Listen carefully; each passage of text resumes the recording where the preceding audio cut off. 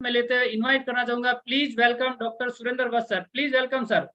बहुत बहुत धन्यवाद धनराज भाटी जी। आप बहुत जिम्मेवारी के साथ में अपने कार्य का निर्वहन कर रहे हैं। और जिम्मेवारी के बारे में ऐसा कहा जाता है कि जिम्मेवारी दी नहीं जाती है, जिम्मेवारी ली जाती है आगे बढ़ के। और उसी प्रकार का काम दूसरे साथी हैं जो स्पेशली इस कार्यक्रम का सही ढंग से संचालन कर रहे हैं, आप बखूबी इसको कर रहे हैं। तो बहुत बहुत धन्यवाद। सभी साथियों का स्वागत है। आज का हमारा इम्पोर्टेंट सब्जेक्ट है जिसको मैं बहुत ज़्यादा इम्पोर्टेंट मानता हूँ। और मैं ये भी समझ रहा हूँ कि ज़्यादातर साथी हमारे बीच में डिस्ट्रीब्यूटर ही हैं। तो मैं बगैर किसी इंट्रोडक्शन के, बगैर किसी परिचय के, सीधा हम लोग मुद्दे की बात पे आते हैं, काम की बात पे आते हैं। और आप सब साथियों को मालूम होगा कि पहले हमारा हर रोज प्रोग्राम रहता था 8 बजे का। तो उस प्रोग्राम को अभी हमने सप्ताह में एक बार किया है। बुधवार को रात 8 बजे प्रोग्राम रहता है ताकि हम और ज़्यादा फोकस और ज़्यादा एनर्जी के साथ में इन प्रोग्रामों का लाभ उठा पाएं। तो आप अपनी पूरी टीम के साथ में आप इसमें लेके आइए और हम लोग फोकस करेंगे आगे, सिलसिलेवार एजुकेशन आपको देंगे। बेसिक्स की आज हम लोग शुरुआत कर रहे हैं। बेसिक्स क्यों जरूरी है और बेसिक्स के जो पहले दो हमारे पॉइंट हैं, बेसिक्स, फर्स्ट बेसिक और सेकंड बेसिक, उसके बारे में थोड़ा सा हम लोग आज बातचीत करेंगे। और एक कंटिन्यूस एजुकेशन आपको मिलेगी, बशर्ते कि आप इन प्रोग्राम्स को मिस नहीं करें। बाय द वे, अगर आपकी टीम ने मिस किया और आपको बहुत अच्छा लगा तो आप अपनी टीम के लोगों को इस प्रोग्राम में बुला सकते हैं, पार्टिसिपेट करवा सकते हैं और बाद में भी उनको लिंक आप भेज सकते हैं। यूट्यूब पे ये प्रोग्राम रहता है। तो सभी का आरसीएम फैमिली में स्वागत है। आरसीएम एक परिवार की तरह काम करता है, परिवार की तरह चलता है। और धनराज भाटी जी ने भी इस बात को बोला, मैं भी बोलना चाह रहा हूँ कि आज आप अपना पेन और नोटबुक अपने पास में रखिए ताकि आपके जो इम्पोर्टेंट पॉइंट्स हैं वो भी आप नोट कीजिए। और टीसी सर हमेशा हमें बताते हैं कि जो एजुकेशन है वो टू वे कम्युनिकेशन में होनी चाहिए। तो आपका अगर कोई भी प्रश्न है, स्पेशली आज के सब्जेक्ट से संबंधित, या कुछ ऐसी चीज आपको लगती है कि जो थोड़ा सा जो पहले आपने सीखा था उससे कहीं ना कहीं विरोधाभास जैसा कुछ लग रहा है, तो उस प्रकार की कोई चीज है तो आप नोट कीजिए। हम धनराज जी, हम लोग प्रयास करेंगे 5 से 7 मिनट का एक क्वेश्चन आंसर का एक सेशन रखेंगे। तो जो साथी प्रश्न पूछना चाहे उसको 10 मिनट भी हम लोग रख सकते हैं, तो वो उसको भी हम लोग फॉलो करेंगे। तो नोट्स बनाइए आप। और धनराज जी ने बहुत अच्छी लाइन बोली कि जो नोट बनाता है वही नोट बनाता है। ये बहुत मेरा फेमस एक लाइन है, knowing plus not doing equal to not knowing. अगर हम किसी चीज को जानते हैं और हम उसको नहीं कर रहे हैं तो इसका मतलब ये है कि हम उसको जानते ही नहीं। यानी जो भी आज आप यहाँ से सीखें, अगर आप उसको बिजनेस में अप्लाई नहीं करेंगे तो फिर उसका कोई लाभ होने वाला नहीं है। आपको उसका लाभ तभी होगा जब आप उसको अपने बिजनेस में, अपने व्यवहार में आप उसको शामिल करेंगे। हम सब लोग बड़ा टारगेट लेके काम कर रहे हैं। हम रॉयल्टी बनना चाह रहे हैं, फिर हम टेक्निकल बनेंगे, फिर हम स्टार रूबी बनेंगे, डायमंड बनेंगे। और ये सब बनने के लिए हमें एक बड़ा नेटवर्क बनाना पड़ेगा। बड़ा नेटवर्क बनाने के लिए दो चीजों की जरूरत रहती है हमेशा। पहली चीज रहती है हंगर ऑफ सक्सेस, सफलता की एक भूख। बड़ा नेटवर्क बनाने की, या किसी भी लेवल पे, या किसी पे जाने की, या किसी भी सपने को पूरा करने की भूख जब तक हमारे अंदर में नहीं होगी तो चीजें काम नहीं करती हैं। और दूसरी जरूरत होती है ऑलवेज बी कोचेबल, हमेशा सीखने के लिए तैयार रहना। हर किसी से सीखने का एटीट्यूड रहना चाहिए। और स्पेशली जो ये हमारा बुधवार का प्रोग्राम रहता है या मॉर्निंग में टीसी सर का सेशन रहता है 6:30 बजे, उसमें जब भी आप बैठें, सीखने के मोड में बैठें कि आज मैं सीखने के लिए तैयार हूं। उस मोड में अगर आप रहेंगे तो फिर आप बड़ा नेटवर्क बना सकते हैं। बेसिक जो है ये एक सिस्टम है एक्चुअली। आपने बहुत बार ये बात सुनी होगी कि कामयाब होना है तो सिस्टम को फॉलो करो, या फला व्यक्ति सिस्टम को फॉलो नहीं कर रहा है। लेकिन सिस्टम किसे कहते हैं? अगर हम लोग इसका डिक्शनरी मीनिंग देखते हैं सिस्टम का, a set of connecting things is called system. A set of connecting things का मतलब हुआ कि कुछ चीजें हैं जो आपस में कनेक्टेड हैं, जुड़ी हुई हैं, उन चीजों को जब हम लोग जोड़ देते हैं तो उसको हम लोग सिस्टम बोलते हैं। तो इसका मतलब ये भी है, ये डेफिनेशन ये भी कह रही है कि चीजों को अगर आप अलग अलग करके करेंगे तो फिर सिस्टम काम नहीं करेगा। उस सिस्टम में जितनी भी चीजें हैं उन सारी चीजों को आप उसी क्रम में अगर करेंगे तो ही वो काम करने वाली है। राइट। वाई सिस्टम, सिस्टम की क्यों जरूरत है? यूनिक एजुकेशन सिस्टम के सीनियर लीडर्स ने मिलके बहुत प्रयास किया, बहुत सारा ब्रेनस्टॉर्मिंग किया। मैं ये कह सकता हूं कि महीनों तक हम लोगों ने डिस्कशन करते रहे, हम लोग बीच बीच में ब्रेनस्टॉर्मिंग करते रहे, और तब जाके हमने सिस्टम का इजाद किया। और सिस्टम में 3 चीजों को हमने सबसे पहले फाइनलाइज किया: बेसिक्स, कोर और कार्डिनल।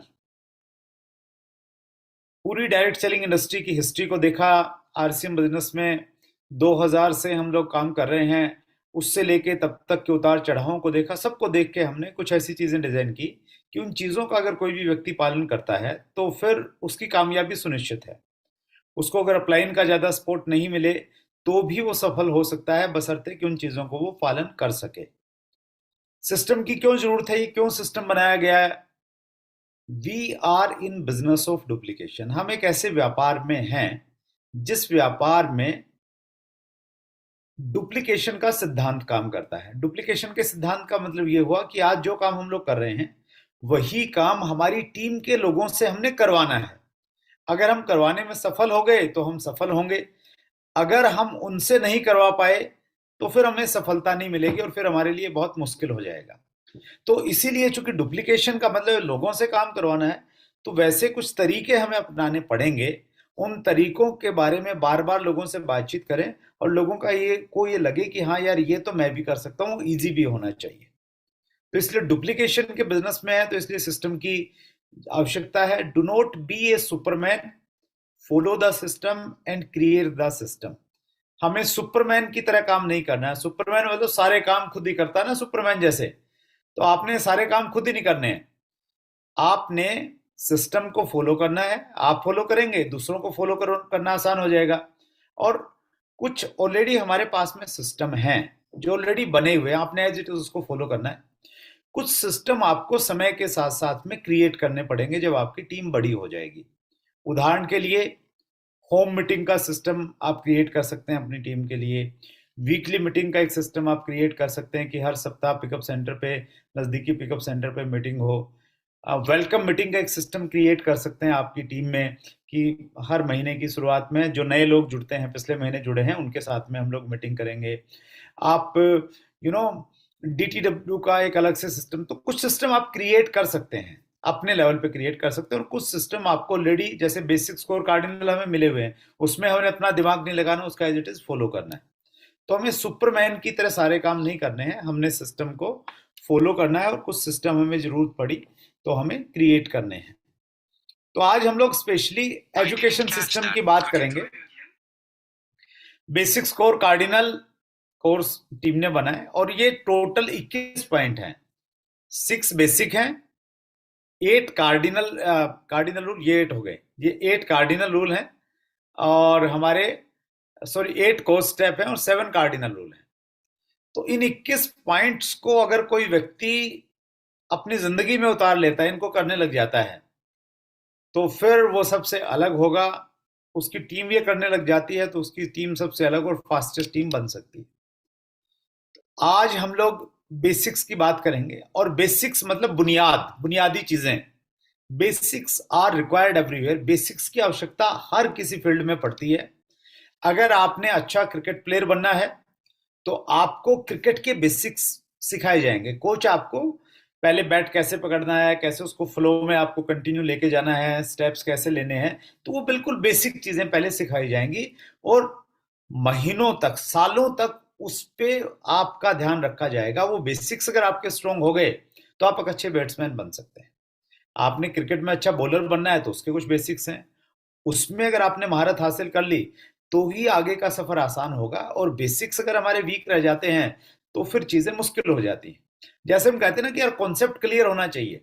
अगर कॉन्सेप्ट क्लियर है तो ही चीजें आगे ठीक होंगी, कॉन्सेप्ट में ही प्रॉब्लम है तो फिर आगे प्रॉब्लम्स हमेशा बनी रहेंगी। अगर आपने अच्छा सिंगर बनना है तो सिंगिंग के कुछ बेसिक्स हैं, सारे गामा पाधा नीसा। तो जो सिंगिंग किन्होंने अगर किया है तो पहले वही सिखाते रहते हैं, सारे गामा पाधा नीसा पे ही जोर रहता है, मतलब सालों तक। वो अगर स्ट्रोंग हो गए तो फिर गाना बहुत आसान है। आपने गाना अगर कोई नकल मार के सीख भी लिया थोड़ा बहुत एक आध गाना, लेकिन आपका बेसिक सारे गामा पाधा अगर वीक है तो फिर आप एक अच्छे सिंगर नहीं बन सकते। तो सिंगिंग में भी बेसिक चाहिए सर। ड्राइविंग के बेसिक्स हैं। आप ने अगर किसी ड्राइविंग स्कूल से अगर आपने ड्राइविंग सीखी है तो उसके बेसिक्स हैं, कैसे आपने यू नो ध्यान आगे रखना है, क्लच है, ब्रेक है, तो बेसिक्स हैं वहां के भी। उन बेसिक्स को फॉलो करेंगे आप तो अच्छे ड्राइवर बन सकते हैं। इसी प्रकार से डायरेक्ट सेलिंग इंडस्ट्री के भी हमारे बेसिक्स हैं। ये बेसिक्स कैसे आए? ये अनुभव से निकल के आए हैं। डायरेक्ट सेलिंग इंडस्ट्री लगभग कितना साल पुरानी है, 60 साल से ज़्यादा टाइम हो गया है इंडस्ट्री को, और 22 साल हमने आरसीएम बिजनेस में कंप्लीट कर लिए हैं। तो इस प्रकार से डायरेक्ट सेलिंग के और हमारे भी अपने बेसिक्स हैं, जो डायरेक्ट सेलिंग के बेसिक्स से ही प्रभावित हैं कहीं ना कहीं आरसीएम बिजनेस के हमारे बेसिक्स। अगर हम बेसिक्स को फॉलो करेंगे तो ऑटोमेटिकली हमारा नेटवर्क बड़ा बन जाएगा। मतलब जैसे आपने वो फॉर्मूला सुना है ना, H2O इक्वल टू वाटर, तो उसी प्रकार से 6 बेसिक मतलब बड़ा नेटवर्क। बड़ा नेटवर्क बनाना है बहुत आसान है, 6 बेसिक करने लग जाइए, बाय डिफॉल्ट आपका नेटवर्क बड़ा बनते चला जाएगा। तो 6 basics are foundation of our business. ये हमारे बिजनेस की फाउंडेशन है, ये नींव है। अगर नींव मजबूत है, जैसे आप घर बनाते हैं ना, अगर नींव मजबूत है तो आप उस पर बड़ा स्ट्रक्चर बना सकते हैं। आप आर्किटेक्ट के पास में जाएंगे तो आपको पहले बताना पड़ेगा कि आपने 2 मंजिला का फाउंडेशन बनाना है, 10 मंजिला इमारत बनानी है या 20 मंजिला बनानी है। तो जो आर्किटेक्ट है, जो इंजीनियर है, वो आपको उसी प्रकार का बेसिक फाउंडेशन बताएगा कि इसमें इतना इतना सरिया डालिए आप, तो इतनी मंजिल तक आप बनाएंगे, कोई प्रॉब्लम नहीं है। तो अगर हमारा टारगेट बड़ा है, हम लोग इमराल्ड, स्टार इमराल्ड, डायमंड बनना चाहते हैं, तो हमें अपना बेसिक मजबूत बनाना पड़ेगा, खुद बेसिक्स पे काम करना पड़ेगा, टीम को बेसिक पे लाना पड़ेगा, फिर चीजें बहुत आसान हो जाएंगी। अदरवाइज आप जोड़ तोड़ करके रॉयल्टी पे चले जाएंगे, जोड़ तोड़ करके शायद टेक्निकल पल, स्टार पल तक चले जाएं, लेकिन आगे चलना आपके लिए बहुत मुश्किल हो जाएगा अगर आपके बेसिक्स टीम में स्ट्रोंग नहीं है तो। ये ठीक उसी प्रकार से काम करेगा जैसे आपने एक छोटे मंजिल बनाने के हिसाब से आपने अपनी नींव बनाई है, और फिर आप चाहें कि यार इस पे मैं ऊपर मंजिल लेके जाऊं, तो वो एडवाइजेबल नहीं होगा, फिर रिस्क हो जाएगा आपके लिए। तो उसी प्रकार से बेस बहुत ज्यादा जरूरी है। हमारे बेसिक्स क्या कहते हैं sir? Use the product and retail the product and open display wall. 3 चीजें हैं यहाँ पे। प्रोडक्ट को हमने इस्तेमाल करना है, उसको रिटेल करना है, और अपने घर पे एक डिस्प्ले वॉल का ओपन करना है। हमारा दूसरा बेसिक कहता है make a list of dreams and prospects. तीसरा बेसिक कहता है कॉन्टेक्ट एंड इनवाइट। जिन लोगों की हमने लिस्ट बनाई है उनसे हमने संपर्क करना है और किसी मीटिंग में हमने इनवाइट करना है। चौथा बेसिक कहता है so the plan and products. हमने उनको अपना मार्केटिंग प्लान दिखाना है, अपने प्रोडक्ट के बारे में उनसे बातचीत करनी है। पांचवा बेसिक कहता है follow up with in 48 hours. अगर आपने प्लान दिखा दिया है तो आपने फॉलोअप करने लग 5 फॉलोअप होने चाहिए जिसको भी आप प्लान दिखाते हैं। पहला फॉलोअप तुरंत हो सकता है, दूसरा फॉलोअप 24 घंटे बाद हो सकता है, 48 घंटे बाद हो सकता है। तो फॉलोअप बहुत इंपॉर्टेंट है। और छठा बहुत इंपॉर्टेंट बेसिक है हमारा complete joining process and startup with 6 basics. ये 6 बेसिक चूंकि बहुत ज्यादा इंपॉर्टेंट है, इसलिए यूनिक एजुकेशन सिस्टम के यूट्यूब पे अगर आप जाएंगे प्लेलिस्ट में, तो वहां पे आपको प्लेलिस्ट में एक लिस्ट मिलेगी 6 बेसिक के नाम से। तो वहां पे ये 6 वीडियो मिलेंगे आपको, जो सीनियर लीडर्स के द्वारा 30-30 मिनट का एक एक टॉपिक के डिटेल डिस्कशन है। बहुत अच्छी इन्फॉर्मेशन आपको मिल जाएगी, लेकिन बहुत सारे लोग वहां पहुंच नहीं पाते हैं। तो हमने एक नए तरीके से हमने शुरुआत किया है, और वहां पे जिन साथियों ने 6 बेसिक के जिस पॉइंट को कवर किया है, हम यहाँ पे उसको थोड़ा अलग कर रहे हैं। जैसे वहां पे अगर आप जाएंगे तो वहां मैंने फॉलोअप के बारे में बातचीत किया है। लेकिन आज मैं दो पहले वाले पॉइंट उसमें ले रहा हूं, क्योंकि हर व्यक्ति का अपना एक अलग तरीका रहता है बातचीत करने का, ताकि आपको वहां से समझ में नहीं आए थे पहले बेसिक, तो शायद आपको यहां से समझ में आ जाए। तो वो उसके पीछे एक मकसद है। तो आज हम लोग दो बेसिक्स पे बातचीत करेंगे, जो पहले हमारे दो बेसिक हैं। पहला बेसिक कहता है use the product and retail the product. Use the product, product use क्यों करना है हमने। और जब मैं यूज द प्रोडक्ट्स की बात कर रहा हूं, उत्पादों का इस्तेमाल करें की बात कर रहा हूं, मैं डायरेक्टली आपको ये कह रहा हूं कि आपने 100% प्रोडक्ट इस्तेमाल करने हैं। 100% प्रोडक्ट यूजर बनना है। मुकेश कोठारी सर बोलते हैं नो एक्सक्यूज, 100% प्रोडक्ट यूज। कोई बहाना नहीं, कुछ नहीं। हम लोग ब्रांड एम्बेसडर हैं अपने प्रोडक्ट के, तो 100% आप प्रोडक्ट इस्तेमाल कीजिए। सुबह जब आप घर से निकलें तो नीचे से लेके ऊपर तक पूरा आरसीएम मैं होना चाहिए आपको। और जब लोग कहेंगे कि तुम्हारा प्रोडक्ट क्या है, आप नीचे से बताना शुरू कीजिए कि सर ये शूज मेरा आरसीएम है। फिर थोड़ी पैंट ऊपर कीजिए कि शर्ट पे लोगो दिखाइए कि ये सोक्स मेरी आरसीएम है, ये पैंट आरसीएम है सर, ये शर्ट पे लोगो है, ये आरसीएम है। टाई लगा रखी तो टाई आरसीएम है सर। और फिर डायरी निकाल के दिखाइए, डायरी आरसीएम है, पेन आर। तो ऊपर से नीचे आप दिखाएंगे ना, सामने वाला बड़ा इंप्रेस होगा। डायरेक्ट सेलिंग इंडस्ट्री में इन दिनों एक बहुत बड़ा नाम है, Hem Pandey sir. Hem Pandey sir consumer फिल्म मिनिस्ट्री में सेक्रेटरी थे जब गाइडलाइन हमारे बीच में आई। जब मेरी उनसे पहली मुलाकात हुई तो उन्होंने मेरे से प्रश्न पूछा कि आपकी कंपनी के पास में कौन सा प्रोडक्ट है। तो मैंने बस वही किया। मैंने कहा कि जो शूज मैंने डाले में सर ये आरसीएम के हैं। फिर मैंने ऊपर पैंट उठाई, थोड़ा सा आरसीएम की सॉक्स दिखाई। फिर मैंने कोट पैंट के बारे में दिखाया, बेल्ट दिखाई। मैंने कहा सर ये बेल्ट हमारी आरसीएम की है। जेब में हैंकी था, हैंकी निकाल के दिखाया। और उसके बाद में टाई दिखाई। तो वो सारी चीजें जो मैंने दिखाई, तो वो इतना इम्प्रेस्ड हुए। वो जब भी उनको अपॉर्चुनिटी मिलती है तो वो हमेशा उस चीज को कोट करते हैं। पिछले दिनों मंदिरा वेदी एक प्रोग्राम में आई थी, डायरेक्ट सेलिंग के अवार्ड्स थे दिल्ली में, ताज पैलेस होटल में। तो उस समय जब मैं स्टेज पे गया, मुझे एक अवार्ड दिया गया था। तो पांडे सर स्टेज पे थे और मंदिरा वेदी, वो दो चीफ गेस्ट थे, तो वो अवार्ड दे रहे थे। जैसे ही मैं स्टेज पे गया तो मंदिरा वेदी जी से उन्होंने मुझे इंट्रोड्यूस करवाया। और उन्होंने कहा कि ये हमेशा हर प्रोडक्ट अपनी कंपनी का ही पहनते हैं। तो मैंने कहा कि हाँ, हम हमेशा अपनी कंपनी का ही प्रोडक्ट पहनते हैं। और उन्होंने स्टेज पे, अगर वो वीडियो कहीं आपने देखा होगा, तो पांडे सर ने आरसीएम की बेल्ट पहनी हुई थी। तो उन्होंने अपना थोड़ा सा वो शर्ट को थोड़ा वो करके बोला कि ये जो बेल्ट मैंने पहनी हुई है, भी इन्हीं की कंपनी की मैंने बेल्ट पहनी हुई है। तो जब आप प्रोडक्ट यूज करते हैं ना, उसके बहुत सारे बेनिफिट आपको नजर आते हैं। उसके मल्टीपल बेनिफिट्स हैं, सामने वाले व्यक्ति को आप इजीली इंप्रेस कर पाएंगे। तो हमेशा प्रोडक्ट का इस्तेमाल आप कीजिए, उसके बहुत सारे बेनिफिट हैं। और जब भी आप किसी साथी को प्रोडक्ट परचेज करवाते हैं, पहला प्रोडक्ट परचेज करवाते हैं, तो उस पहले प्रोडक्ट की परचेजिंग में उसमें वो प्रोडक्ट जरूर होना चाहिए जो उसको पहन के लोगों के बीच में जाना है। वो टी शर्ट हो सकती है, वो शर्ट हो सकती है। अगर हमारी बहनें ज्वाइन कर रही हैं तो आरसीएम का कोई सूट हो सकता है, आरसीएम की साड़ी हो सकती है। जब हम लोग वो पहना वो उसको दिखाते हैं ना, तो उसका एक अलग इंप्रेशन पड़ता है। प्रोडक्ट यूज क्यों करना है? It is completely in your hand. Join करना न करना सामने वाले व्यक्ति का निर्णय है, लेकिन प्रोडक्ट यूज करना तो ये तो टोटली हमारे हाथ में है ना। इससे किसी की परमिशन लेने की जरूरत नहीं है, सबसे आसान काम है।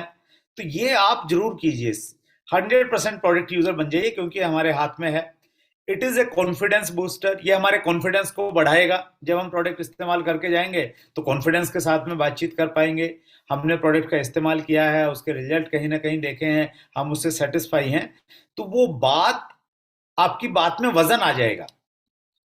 बिजनेस ऑफ डुप्लीकेशन, क्योंकि डुप्लीकेशन का बिजनेस है, जो आप करेंगे वो आपकी टीम के लोग करेंगे। अगर आप 100% प्रोडक्ट का इस्तेमाल करते हैं और लोगों को कहते हैं कि मैंने इसका इस्तेमाल किया हुआ है, तो आपकी टीम के लोग भी वैसा ही करने लग जाएंगे जैसा आप कर रहे हैं। तो इसलिए जरूरी है कि आप 100% प्रोडक्ट यूजर बने। Selling is transfer of enthusiasm. जो बिक्री का काम है वो अपने उत्साह को स्थानांतरित करने का काम है। आपके अंदर उत्साह हो तभी आएगा जब आप प्रोडक्ट का इस्तेमाल किया है आपने, और उससे आप सेटिस्फाई हैं, तो ऑटोमेटिकली आप एंथुजियास्टिक महसूस करेंगे, उत्साही महसूस करेंगे।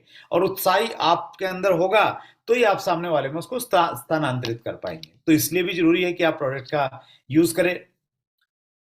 प्रोडक्ट डिस्प्ले वॉल, ये क्यों करना जरूरी है सर? ये इसलिए करना जरूरी है क्योंकि जो दिखता है वो बिकता है। जनरली जब हम लोग लोगों के घरों में जाते हैं ड्राइंग रूम में, तो वहां पे आपको क्या मिलता है? बच्चों ने कुछ ट्रॉफियां ली हुई हैं स्कूल में, तो वो लिखी हुई हैं, कोई सर्टिफिकेट है तो वो लिखा हुआ है, किसी ने कोई फोटो फ्रेम लगा के रखा हुआ है शादी का, वो रखा हुआ है, कुछ वही सब दिखता है ज्यादातर घरों में। लेकिन आप सोच के देखिए, जब आपके घर में लोग आ रहे हैं और आपने अच्छे से प्रोडक्ट का एक डिस्प्ले किया हुआ है, वहां पे साबुन रखा हुआ है, वहां पे टूथपेस्ट रखा हुआ है, वहां न्यूट्रीचार्ज मैन रखा हुआ है, प्रोटीन का एक डब्बा रखा हुआ है, की सोल के प्रोडक्ट रखे हुए हैं, गामा ओरिजिनल का एक डब्बी रखी हुई है, तो लोगों को बड़ा अजीब लगेगा, क्योंकि ड्राइंग रूम में ऐसा है होता नहीं है। तो लोग आपसे पूछेंगे कि ये क्या है, और आपके पास में एक अपॉर्चुनिटी रहेगी बताने की कि इस प्रकार के प्रोडक्ट हैं, इस प्रकार का फायदा हो रखता है, तो उसको बहुत अच्छे से उसका डिस्प्ले करवाइए आप। रिटेल द प्रोडक्ट, प्रोडक्ट को रिटेल क्यों करना है हमने? रिटेल इसलिए करना है क्योंकि हमारे प्लान में अभी कंसिस्टेंसी का एक बहुत इंपॉर्टेंट ऑफर चल रहा है, और कंसिस्टेंसी में हालांकि 1500, 2500 और 5000 तीन हमारे पास में स्लैब हैं। लेकिन एक और चीज है बहुत बेनिफिशियल हमारे यहाँ, वो है परचेजर क्लब। आपको मालूम है परचेजर क्लब में अगर आप जुड़ना चाहते हैं, उसको जुड़ने के लिए 50,000 आपकी खुद की खरीदारी होगी, तो आप आरसीएम परचेजर क्लब का हिस्सा बन सकते हैं। हर महीने 5,000 की खरीदारी करेंगे तो आप 10 महीने में परचेजर क्लब में जा सकते हैं। 2,500 की खरीदारी कर रहे हैं तो आपको 20 महीने लगेंगे। 1,500 की कर रहे हैं तो आपको और ज्यादा टाइम लगेगा। परचेजर क्लब में जैसे ही आप शामिल होते हैं, तो उसके बाद फायदा क्या होगा कि आपकी खरीदारी अगर 1,500 से ज्यादा की रहती है, तो आप पे उसको डायरेक्ट 10% पैसा आपको मिल जाएगा, डायरेक्ट बेनिफिट मिलने लग जाएगा। लेकिन कब मिलेगा? जब आप परचेजर क्लब में जाते हैं। तो कुछ साथी ये कह सकते हैं कि जी मेरे घर में 5,000 परचेज वॉल्यूम का प्रोडक्ट, पीवी का प्रोडक्ट इस्तेमाल नहीं होता, जो लगभग 10,000 रुपए का होता है। तो उसके लिए आपको प्रोडक्ट की रिटेलिंग पे काम करना चाहिए, और इसमें अगर आपकी महारत हासिल हो जाती है, तो आप सुपर डायमंड क्लब कर सकते हैं, स्टार डायमंड क्लब कर सकते हैं, कुछ भी कर सकते हैं, बशर्ते कि आप थोड़ा सा रिटेल करना शुरू कर जाएं। जब हम लोग प्रोडक्ट रिटेल की या सेलिंग की बातचीत करते हैं, तो हमारे दिमाग में एक छवि आती है कि यार हमें डोर टू डोर लोगों के पास में जाना पड़ेगा, जो टिपिकल वे रहता है प्रोडक्ट सेलिंग का वो करना पड़ेगा। तो इस प्रकार की छवि आती है और हम उससे पीछे हट जाते हैं। जब आपको सेलिंग की छवि आपके दिमाग में आए ना सर, तो ये वाली पिक्चर नहीं आनी चाहिए जो आपके दिमाग में आ रही है कि सेल्समैन बन के लोगों के घरों में जाना पड़ेगा। अभी तो आपके दिमाग में एक ऐसे वाली पिक्चर आनी चाहिए। इस पिक्चर में आपको चार बड़ी बड़ी पर्सनैलिटी दिख रही हैं। आ, संतोष नायर जी दिख रहे हैं, ब्रायन ट्रेसी दिख रहे हैं, डॉक्टर विवेक बिंद्रा दिख रहे हैं, और शिव खेड़ा जी दिखाई दे रहे हैं। इन सब ये बड़े फेमस पर्सनैलिटी हैं, इनके लाखों करोड़ों फॉलोअर हैं पूरी दुनिया में, बहुत सारी किताबें लिखी इन सब लोगों ने। इन्होंने अपने जीवन की शुरुआत सेलिंग से की थी, प्रोडक्ट सेलिंग से की थी। तो ये सेलिंग करके इतने लेवल पे पहुंच गए हैं, तो सेलिंग करके आपके लिए भी अपार संभावनाओं के द्वार खुलते हैं। तो ऐसी एक पिक्चर आपके दिमाग में आनी चाहिए जब आप प्रोडक्ट सेल के बारे में बातचीत करते हैं। Why do not we like selling products? हमें प्रोडक्ट सेल करना क्यों पसंद नहीं है? इसके कुछ कारण हैं सर। पहला कारण है कि it is an attitude problem. ये हमें एटीट्यूड प्रॉब्लम लगती है, हमें लगता है कि ये अच्छा काम नहीं है। ये एक हमारे दिमाग में नजरिया बन गया है हमारा कि नहीं, नेटवर्क बनाना, मीटिंग देना ये अच्छा काम है, लेकिन प्रोडक्ट के बारे में बात करना ये बहुत अच्छा काम नहीं मानते। तो ये एक हमारी एटीट्यूड प्रॉब्लम हमें लग रही है। दूसरा, आई कांट कन्विंस एनीवन, मैं किसी को कन्विंस नहीं कर सकता। प्रोडक्ट सेल करना मतलब सामने वाले को कन्विंस करना, तो इसलिए हम लोग पीछे हट जाते हैं। जबकि प्रोडक्ट सेल करना कन्विंस करने का पार्ट है ही नहीं। ये उस प्रकार का काम है कि हमारे पास में कुछ अच्छे प्रोडक्ट हैं जिससे लोगों की जिंदगी में स्वास्थ्य लाभ हो सकता है। हमने उनको ये अपॉर्चुनिटी हमने शेयर करनी है, अच्छे प्रोडक्ट के बारे में बताना है, तो वो वाला एटीट्यूड हमारा होना चाहिए। फियर ऑफ फेलियर, बहुत सारे लोगों को डर लगता है कि मैं किसी को बताऊंगा प्रोडक्ट के बारे में और उसने अगर प्रोडक्ट नहीं खरीदा तो कहीं ना कहीं मैं फेल हो जाऊंगा। तो इस वजह से भी लोग प्रोडक्ट को बेचना पसंद नहीं करते हैं।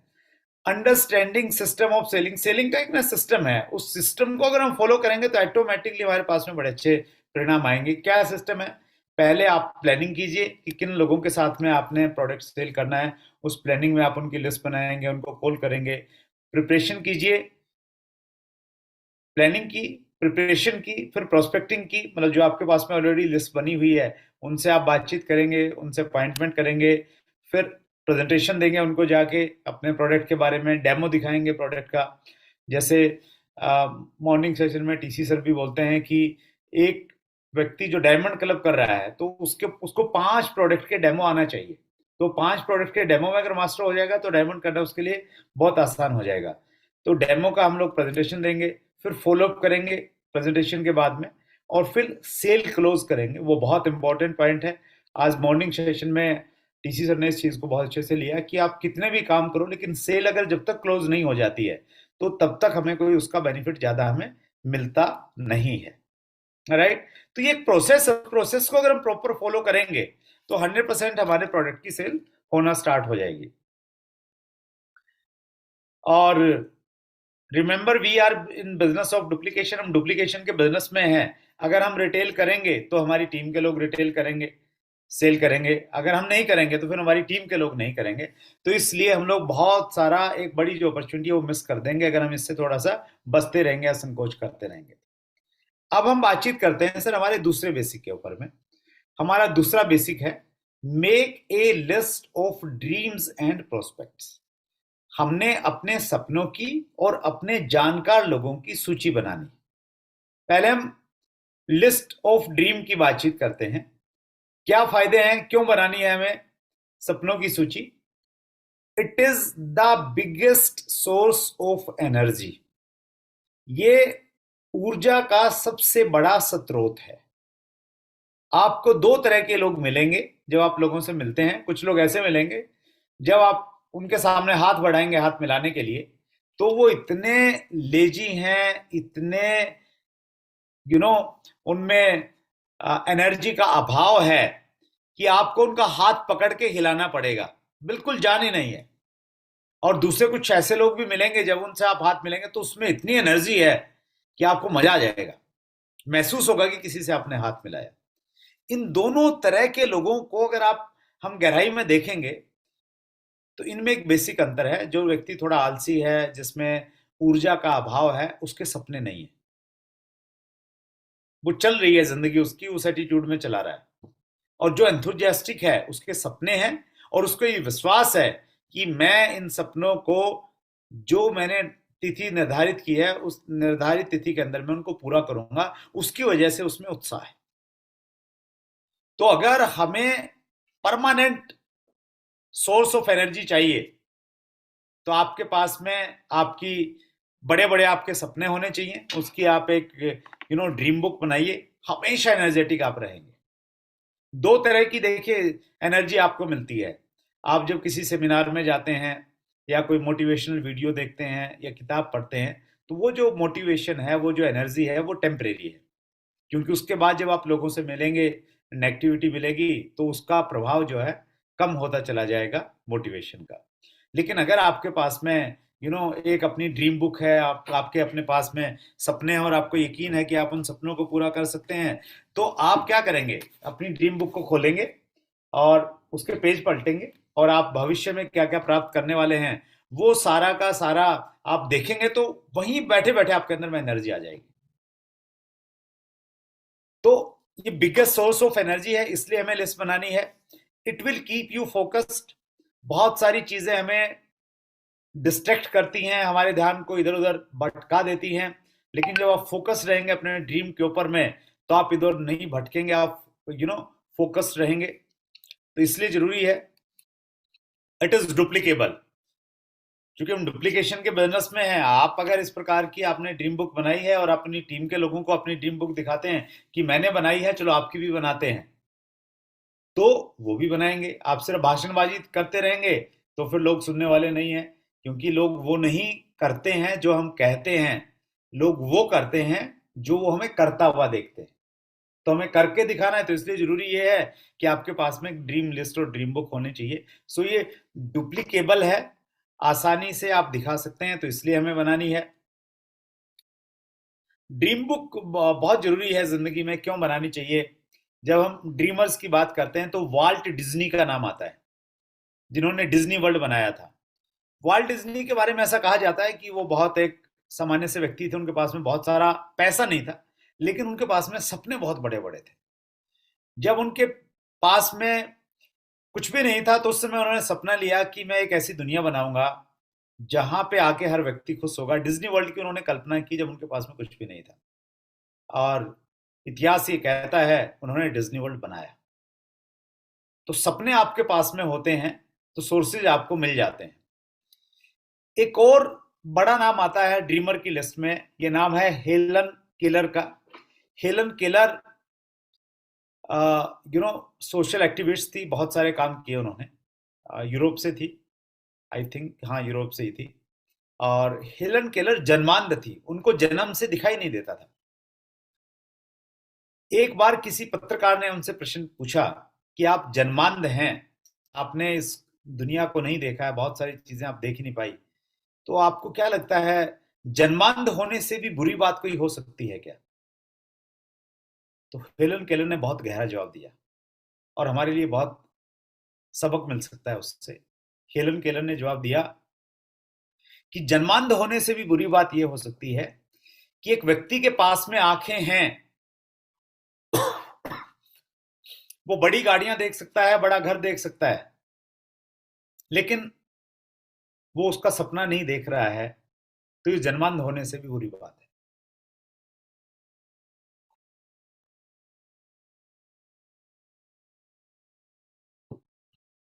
और मैं इसमें एक लाइन और ऐड करना चाहता हूं। हमारे पास में आंखें हैं और साथ में आरसीएम बिजनेस है, जिसके माध्यम से आप बड़े सपनों को पूरा कर सकते हैं। आपके सामने ऐसे सैकड़ों उदाहरण हैं जिन्होंने आरसीएम बिजनेस के माध्यम से अपनी जिंदगी को 180 एंगल से बदल दिया है। जो रोडपति थे आज वो करोड़पति हैं, जो साइकिल पे चलते थे वो आज लग्जरी गाड़ियों में चलते हैं, जिनको कोई पूछता नहीं था आज वो ऑटोग्राफ देते हैं, लोग उनसे सेल्फी लगाने के लिए लाइनें लगा लेते हैं। तो ऐसे उदाहरण हमारे सामने हैं, उसके बावजूद भी हम सपना नहीं देखें तो मुझे लग रहा है फिर हमारे जैसे दुर्भाग्यशाली व्यक्ति कोई नहीं है। एक व्यक्ति देखिए जॉब में है, उसको अपनी लिमिटेशन मालूम है, उसको मालूम है कितना इंक्रीमेंट लगेगा और रिटायरमेंट के बाद कितनी तनख्वाह हो सकती है, तो वो अगर बड़े सपने नहीं देखे तो समझ में आती है। एक ट्रेडिशनल बिजनेस में एक बंदा है, उसको अपनी लिमिटेशन मालूम है, लेकिन आरसीएम का डायरेक्ट सेलर वो अगर बड़े सपने नहीं देख रहा है तो इससे दुर्भाग्यपूर्ण और कोई बात नहीं हो सकती है। तो हेलन केलर ने यही जवाब दिया था कि एक आदमी आंखें हैं और उसके बावजूद भी सपने नहीं देख रहा है तो सबसे बड़ा दुर्भाग्यशाली है। तो हमें सपने देखने चाहिए और सपनों की एक ड्रीम बुक बनानी चाहिए। एक्चुअली मैं इसमें बहुत विश्वास करता हूँ। ये मेरी आरसीएम की डायरी है 2010 की। उससे पहले मैं बहुत ज़्यादा सीरियस नहीं था, किसी पेपर पे मैंने कभी सपना लिखा, वो शायद कभी गुम हो गया, मुझे खुद ही याद नहीं रहता। लेकिन 2010 के बाद में मैंने बहुत सीरियसली अपने सपनों को पूरा किया है, अपने ड्रीम लिखे हैं, और ये हमारी फैमिली ड्रीम बुक है। एक्चुअली सबके सपने इसमें लिखे रहते हैं, इनको हम धीरे धीरे अपने गोल्स में कन्वर्ट करते रहते हैं, और ये बेस्ट सोर्स ऑफ एनर्जी है हमारे लिए। सो आप भी बना सकते हैं, बनानी चाहिए और बनवानी चाहिए हम सबको। दूसरी हमने लिस्ट बनानी है, प्रोस्पेक्ट्स की लिस्ट बनानी है। यहां मैं एक चीज और कहना चाहता हूं सभी साथियों को, आपके पास में हमेशा आरसीएम की डायरी, आरसीएम की जो हमारी नोटबुक आती है वो, और पेन, वो खूब सारा होना चाहिए, प्रचुर मात्रा में। और जब भी आप किसी डायरेक्ट सेलर से पहली परचेजिंग करवाएं, उस पहली परचेजिंग में उसके पास में 4 तो हमारी नोटबुक होनी चाहिए। आरसीएम की जो हमारी नोटबुक है वो 4 उसके पास में ये वाली नोटबुक होनी चाहिए कम से कम, और 2 कम से कम पेन होने चाहिए। 4 नोटबुक में क्या बनवाएंगे, एक पे तो सिर्फ ड्रीम बुक बना दीजिए कि इसमें सिर्फ सपने लिखेंगे सर और कुछ नहीं लिखना है। जैसे हम स्कूल में जाते थे ना, अलग अलग किताबें रहती थी, ये मैथ की है, ये अंग्रेजी की है, ये हिंदी की है, ये विज्ञान की है, तो ऐसी अलग अलग किताबें, वैसा ही एटीट्यूड होना चाहिए लर्निंग का। एक डायरी हम लोग बना देंगे दूसरी, फॉर एग्जाम्पल दूसरी डायरी हमने बना दी, वो होगी प्रोस्पेक्ट की डायरी। उसमें प्रोस्पेक्ट लिस्ट बनाएंगे, और कुछ नहीं लिखेंगे उसमें। एक जर्नल नोट्स की डायरी बना सकते हैं, एक मॉर्निंग सेशन 6:30 वाले की, तो अलग अलग डायरियां उस प्रकार से होनी चाहिए। तो प्रोस्पेक्ट्स की जब आप डायरी बनाएंगे तो पहले क्यों बनानी है उसके बेनिफिट देखते हैं हम लोग। Benefits of making list of prospects. Prospects मतलब जानकार लोगों की सूची बनाना, संभावित ग्राहकों की या संभावित ज्वाइन करने वाले लोगों को हम प्रोस्पेक्ट बोलेंगे। बैकबोन ऑफ द बिजनेस, ये हमारे बिजनेस की बैकबोन या रीढ़ की हड्डी है। जैसे रीढ़ की हड्डी के बिना कोई भी व्यक्ति सरवाइव नहीं कर सकता, उसी बिना अगर आपके पास में नामों की लिस्ट नहीं है तो आप सरवाइव नहीं कर सकते, उसके बिना आप चल ही नहीं सकते आगे। वर्क्स एज रॉ मटेरियल, ये कच्चे माल की तरह काम करता है। अगर आपके पास में आपने एक फैक्ट्री लगाई, उस फैक्ट्री में मशीनें आपने जर्मनी से मंगाई, इंजीनियर आपने आईआईटी वाले लिए, सब कुछ बहुत बढ़िया आपके पास में, लेकिन आपके पास में रॉ मटेरियल नहीं है, कच्चा माल नहीं है उन मशीनों में डालने के लिए, तो सारी चीजें आपके लिए व्यर्थ हो जाएंगी। इंजीनियर कोई काम नहीं कर पाएंगे, मशीनों का कुछ नहीं बनेगा, इंफ्रास्ट्रक्चर सब कुछ है, रॉ मटेरियल नहीं है तो सब व्यर्थ है।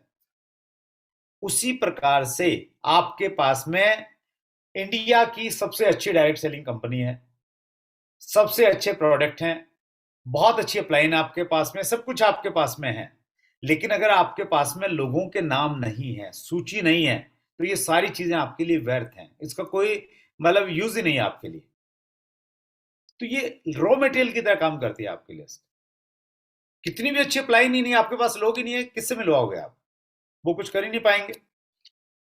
इंक्रीजेस योर सेल्फ स्टीम, ये आपके सेल्फ स्टीम को बढ़ा देगी। जब आपके पास में बहुत सारे नाम होंगे ना, मान लेते 500 नाम आपके पास में है और 50 लोगों ने मना कर दिया, तो आपको लगेगा यार 450 और बचे हुए हैं अभी तो आपको ज्यादा फर्क नहीं पड़ेगा।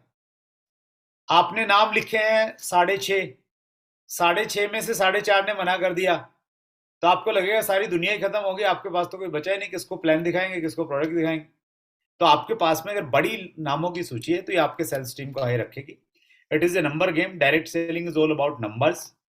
आपके पास में नंबर्स ज्यादा होंगे, नंबर्स पहले, सबसे ज्यादा नंबर्स कहां, प्रोस्पेक्ट लिस्ट में ज्यादा नंबर होंगे, फिर उसी आधार पे आगे चीजें उसी रेशियो में काम करेंगी, उसी रेशियो में आप कॉन्टेक्ट करेंगे, उसी रेशियो में आप अपॉइंटमेंट्स मिलेंगी, उसी रेशियो में प्लान दिखाएंगे, उसी रेशियो में फॉलोअप होगा। तो सबसे बड़ा नंबर जो है ना वो प्रोस्पेक्ट लिस्ट का नंबर होगा। वो अगर घट गया आपका तो आगे चीजें ऑटोमेटिकली घटती चले जाएंगी।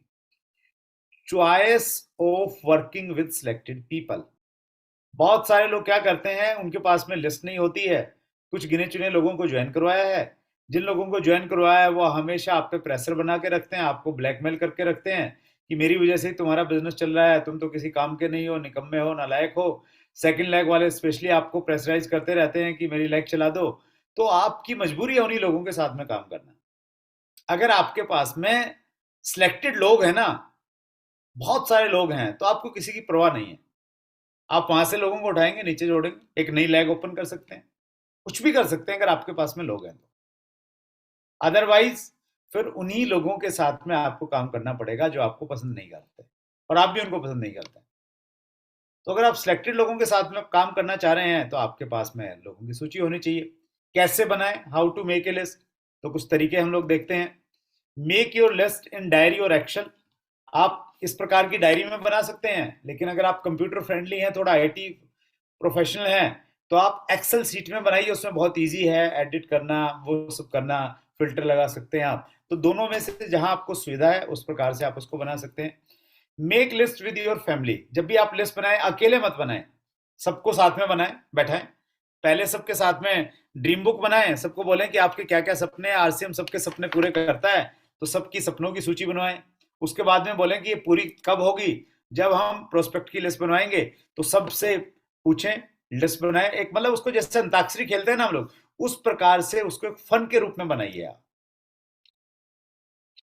इंक्लूड एवरीवन, सबको शामिल कीजिए, किसी को मत छोड़िए। ये हेनरी फोर्ड की कहानी है, बहुत लंबी हो जाएगी, लेकिन मैं बस यही कहना चाह रहा हूं, किसी को नहीं छोड़ना है, सबको आपने उसमें शामिल करना है। ये एक बड़ा अच्छा नियम है, इसको SW नियम बोलते हैं। डू नॉट प्रीजज एनीवन किसी के बारे में भी प्रेजेस मत कीजिए। We are looking for people, बहुत इंपॉर्टेंट लाइन है, अगर आप इसको पकड़ पाए तो। We are looking for the people, हम कुछ लोगों की तलाश में है। कि कैसे लोगों की तलाश में है? जो एम्बिशियस हो, जिंदगी में कुछ करना चाहते हो, जिनके अंदर आग हो कुछ करने की, ऐसे लोगों की हमें तलाश है। We are looking for the people who are looking and we do not know who is looking. हमें कुछ लोगों की तलाश है। कौन से लोग? जो आग वाले लोग हैं, जिनके अंदर कुछ करने का जज्बा है। हु आर लुकिंग, और ऐसे लोगों को हम जैसे लोगों की तलाश है जो उनको एक अपॉर्चुनिटी दें। And we do not know who is looking, लेकिन हमें नहीं मालूम वो कौन लोग हैं जो हमारे जैसे लोगों की तलाश कर रहे हैं। तो इसका मतलब क्या हुआ कि हमें सबसे बातचीत करनी पड़ेगी। और जब सबसे बातचीत करेंगी, जो हमें ढूंढ रहे हैं और हम जिनको ढूंढ रहे हैं, वो दोनों आपस में मैच हो जाएंगे, तो फिर चमत्कार हो जाएगा, फिर ऑटोमेटिकली बहुत बढ़िया काम हो जाएगा। तो इसीलिए हमने हर किसी से बातचीत करनी है। Change your prospective from selling to sharing और सर्विंग। जब हम नाम लिखने बैठते हैं ना, तो हमें कई बार ये लगता है कि यार ये ज्वाइन नहीं करेगा, ये इसका एटीट्यूड ऐसा है, या इस प्रकार का एक प्रोस्पेक्टिव हमारा होता है। तो हमने अपना प्रोस्पेक्टिव चेंज करना है। प्रोस्पेक्टिव क्या बनाना है? हमने अपना प्रोस्पेक्टिव ये बनाना है कि हमने, हमारे पास में एक अच्छा प्रोडक्ट है, उसको हमने शेयर करना है, प्रसाद की तरह बांटना है, और हमने लोगों की सेवा करनी है। उस भाव से जब आप लोगों को देखेंगे, तो फिर आप किसी को भी छोड़ नहीं पाएंगे, सबके नाम आप लिखेंगे। ये बहुत इंपॉर्टेंट और बहुत गहरा पॉइंट है। Bring people bigger and better than you. आप अपनी लिस्ट में अपने से ज्यादा पढ़े लिखे और ज्यादा प्रभावशाली लोगों को लेके आइए। ज्यादातर लोग क्या करते हैं, वो अपने से कम पढ़े लिखे, कम प्रभावशाली लोगों को लिस्ट में लिखते हैं, क्योंकि उनको प्रभावित करना बहुत आसान है। उदाहरण के लिए, एक अगर अध्यापक ज्वाइन करता है, तो वो अपने स्कूल में सबसे पहले अपने पियोन को ज्वाइन करवाता है, क्योंकि जो पियोन है उसको तो मास्टर जी का हुक्म मानना ही है, तो पियोन ज्वाइन कर लेता है। पियोन क्या करता है? पियोन स्कूल में अगर एक स्वीपर है, तो वो स्वीपर को ज्वाइन करवाता है, क्योंकि स्वीपर उसकी बात मानता है। स्वीपर किसको ज्वाइन करवाता है? स्वीपर उसको ज्वाइन करवाता है जिसका सपना है कि मैं स्वीपर बन जाऊं, कम से कम और कुछ मिला ही नहीं जिंदगी में, यही करूं। तो आपकी जो लिस्ट है ना, नीचे से नीचे ऐसे लोगों तक चली जाती है जहां पे आपको हर चीज सिखानी पड़ेगी। जूम कैसे चालू करना है, उसमें नाम कैसे करना है, वो हर चीज आपको सिखानी पड़ेगी, और आपके लिए बहुत मुश्किल हो जाएगा।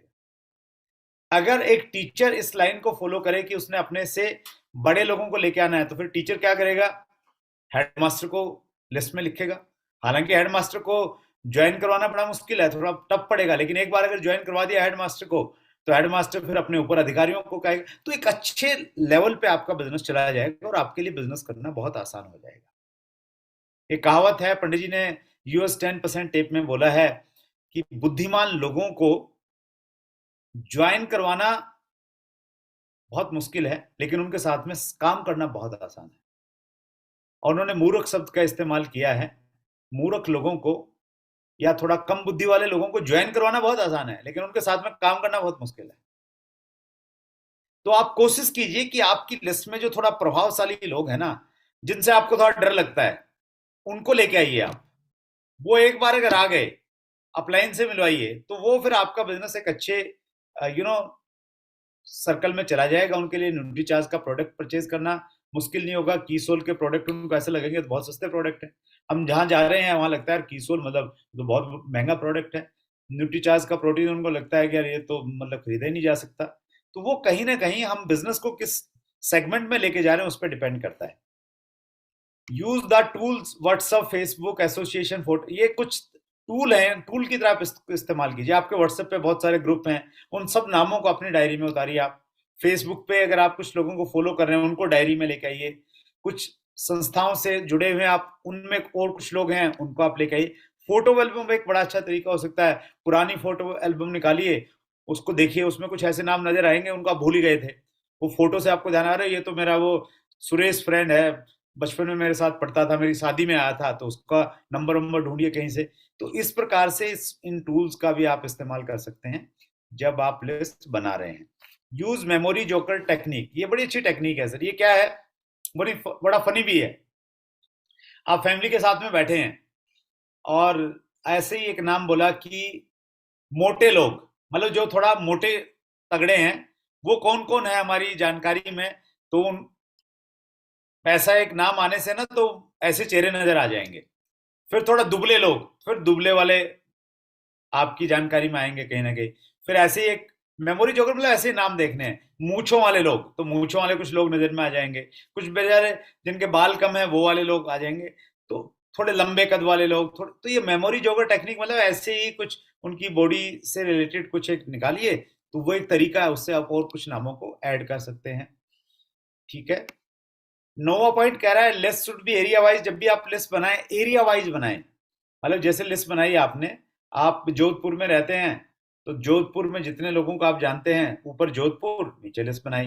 फिर जयपुर एक पेज पे डालिए, जयपुर वालों की लिस्ट, भीलवाड़ा वालों की लिस्ट, दिल्ली वालों की लिस्ट, बिहार में कुछ लोगों को जानते हैं बिहार के लिए। तो एरिया वाइज आपने बनाने, उसके बड़े सारे बेनिफिट्स हैं, इसलिए आपने एरिया वाइज लिस्ट बनानी है। List should be growing in growing mode. List आपकी ना हमेशा ग्रोइंग मोड में रहनी चाहिए। मैं इसको बोलता हूं कि आपकी लिस्ट जो है ना जिंदा लिस्ट होनी चाहिए, मुर्दा लिस्ट नहीं। मुर्दा लिस्ट कौन सी है? जो जो उसमें एक बार 10 20 50 नाम लिख दिए हैं, उसके बाद में हम नाम ऐड नहीं कर रहे हैं, तो वो लिस्ट है मुर्दा लिस्ट। जिंदा लिस्ट कौन सी है? जिसमें आप हर रोज एक आध नाम ऐड कर रहे हैं। हर रोज कैसे नाम ऐड होंगे? पहला तो आपके दिमाग में ये रहे कि यार मैंने अपनी लिस्ट को जिंदा रखना है, तो लोगों से आप बातचीत कीजिए। बस में जाते हैं, ट्रेन में जाते हैं, बाइक पे जा रहे हैं, किसी ने लिफ्ट दिया उसको बैठा लिया, बात बात किया, उसका नंबर ले लिया। तो इस प्रकार से जिंदा लिस्ट होनी चाहिए। एक्सपेंड योर लिस्ट, आप अपनी लिस्ट को बढ़ाइए। एक टर्म है, मैं इसको बहुत यूज करता हूं, इस टर्म का नाम है एबीपी।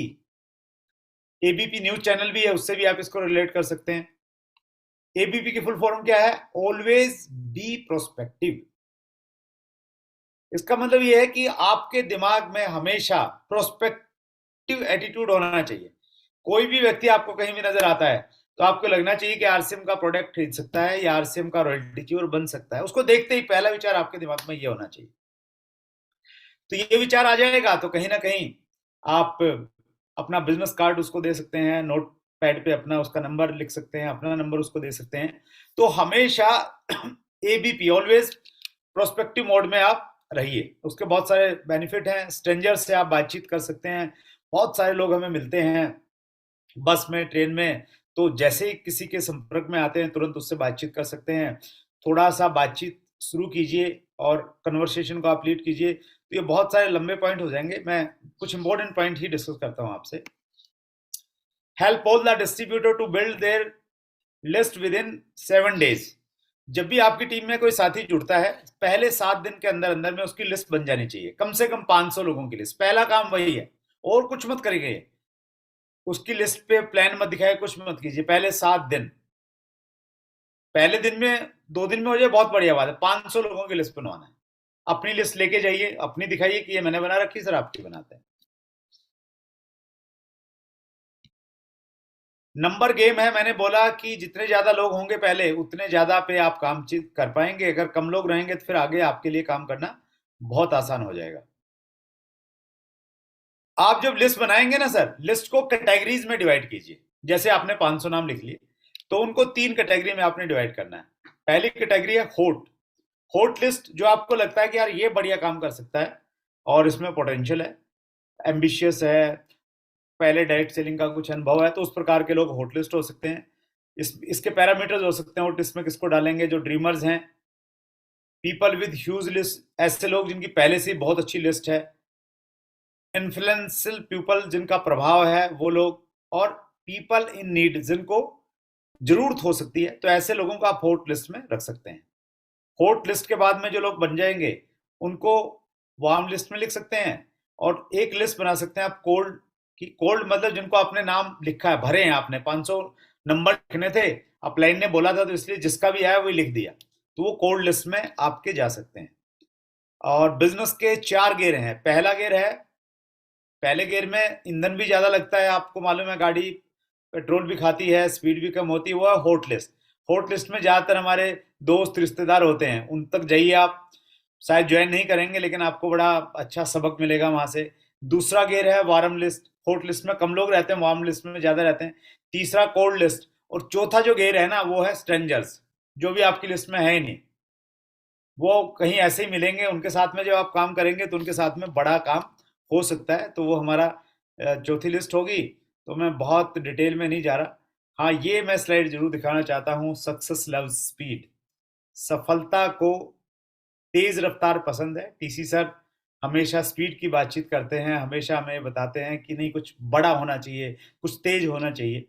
और वो हर सफल व्यक्ति की एक डिमांड रहती है। तो आप भी तेजी के साथ में काम कीजिए। और ये लास्ट स्लाइड है जिसका आपको शायद बेसब्री से इंतजार होगा। थैंक यू वेरी मच, आपने मेरी बातचीत को बहुत ध्यान से सुना। सो बहुत बहुत आभार आप